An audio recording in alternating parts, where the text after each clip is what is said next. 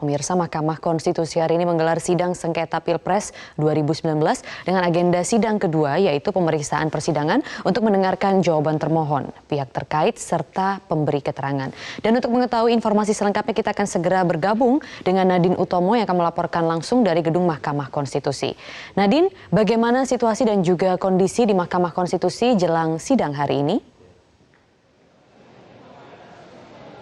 Ya, sidang dimulai sekitar pukul 9 waktu Indonesia bagian Barat. Untuk itu dari pihak kepolisian maupun TNI sudah bersiap-siap untuk mengamankan. Tadi sekitar pukul 7 waktu Indonesia bagian Barat, apel pagi untuk pengamanan sidang di MK digelar. Tadi menurut data dari Kapolres Jakarta Pusat, Kombes Hari Kurniawan, ada 13.747 personel yang diterjunkan untuk mengamankan jalannya persidangan hari ini. Kita lihat bahwa untuk memasuki gedung MK saja ini dibatasi, yaitu untuk khusus pihak-pihak yang terlibat dalam persidangan. Ada dari pihak termohon, ini adalah dari 01, maksud kami dari pihak KPU RI, kemudian ada dari pihak terkait, yaitu dari pihak 01 atau kuasa hukumnya, dan juga pihak pemberi keterangan dalam kali ini adalah Badan Pengawas Pemilu ataupun Bawaslu RI. Sementara itu kita lihat bahwa untuk jalan yang berada di depan gedung MK, yaitu Jalan Medan Merdeka Barat ini ditutup dan terbatas sekali siapa saja yang bisa melintasi jalan ini.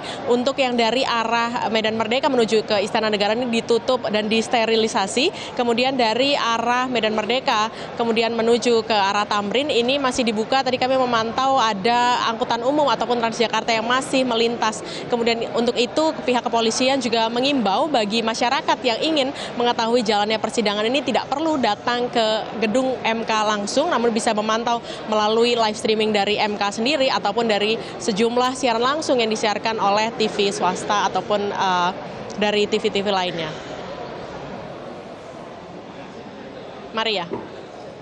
Nadine, lalu apa saja agenda sidang hari ini dan siapa saja dari tim termohon yang sudah hadir untuk mengikuti jalannya sidang?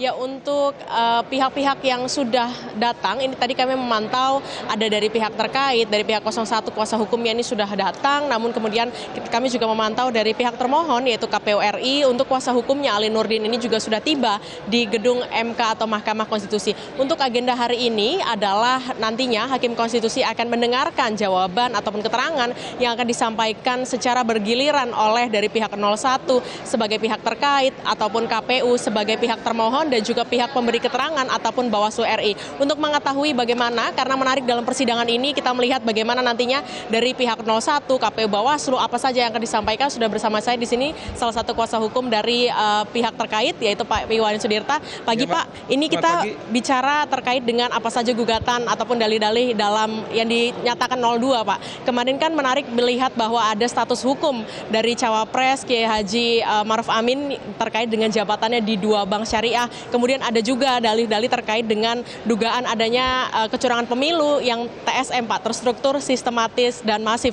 Menurut Bapak seperti apa itu dalihnya? Ya, sebelum sampai kepada 2 pertanyaan itu, saya perlu klarifikasi dulu bahwa hari ini kita akan membacakan materi yang menjawab bahwa sikap kita bertetap pada permohonan 24 Mei. Itu yang menurut aturan perlu dijawab. Sedangkan lampiran 11 Mei itu sebenarnya tidak perlu dipertimbangkan. Tapi karena lampiran 11 Mei terlanjur dibacakan di persidangan dan persidangan itu sudah dirubah menjadi panggung propaganda, maka kami pun tidak bisa mengabaikan itu. Kami akan berikan tanggapan lengkap terhadap poin demi poin dari 146 lampiran itu. Kami bahas satu persatu agar masyarakat Indonesia tidak tersesat oleh bius dan propaganda dari pemohon yang menuduh-nuduh tanpa dasar. Saya ingin tuduhan-tuduhan itu dibuktikan, tapi saya percaya tuduhan-tuduhan itu tidak akan ada dasar buktinya. Contohnya, Pak Ma'ruf Amin dikatakan entah karyawan, entah pejabat BUMN.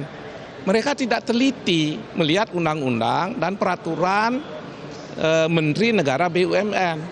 Yang disebut BUMN kalau modalnya dari keuangan negara.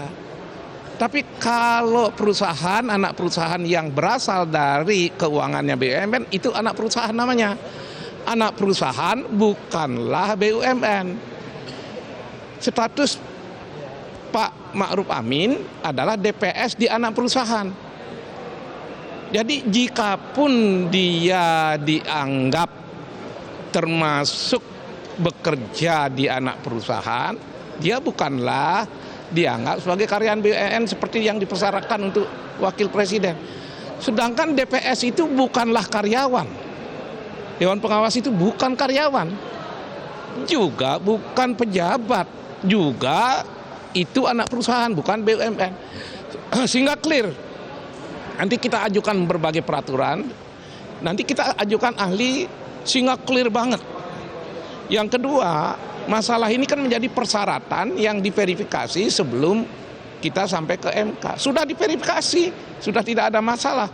Lah dulu pemohon ini kemana saja? Kok bukan dulu dipersoalkan masalah Ma'ruf Amin?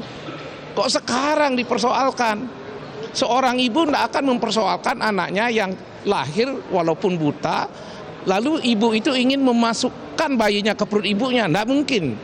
Ini sudah terlambat mempersoalkannya gitu. Nah, yang kedua mengenai TSM. Oke Pak, singkat saja Pak, bagaimana Pak? Nah, TSM ini tidak mungkin bisa dibuktikan karena menyangkut wilayah dan penduduk se-Indonesia. Kalau di kabupaten, bupati memerintahkan camat, lurah dan sebagainya, bisa jadi TSM itu ada. Tapi kalau seluruh Indonesia bagaimana bisa TSM? Presidennya nggak bisa memerintahkan gubernur, bupati, sehingga tidak mungkin terjadi TSM. Lagi pula TSM ini sudah diadukan di Bawaslu dan ternyata sudah ditolak permohonannya, sehingga tidak relevan ini diangkat di MK yang hanya akan memutus perselisihan tentang suara. Terima kasih banyak. Oke. Ya, terima kasih banyak Pak Iwan Sudirta. Ya demikian tadi wawancara kami dengan salah satu tim kuasa hukum dari 01. Kembali ke Anda di Studio Maria. Baik, laporan langsung dari Gedung Mahkamah Konstitusi Nadine Utomo, terima kasih.